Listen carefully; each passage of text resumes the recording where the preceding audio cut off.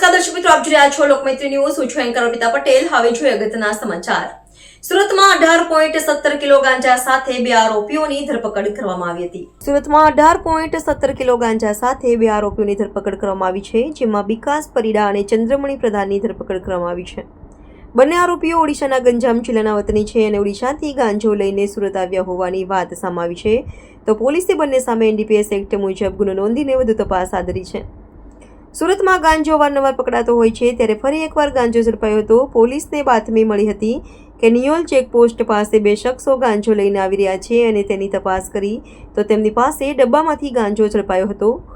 તો ગાંજો આપનારા કાના પરિડા અને ભુવા પાંડી ફરાર થઈ ગયા છે. કેટલાક સમયથી ગાંજો લાવતા હતા તે દિશામાં પોલીસે તપાસનો ધમધમાટ શરૂ કર્યો છે.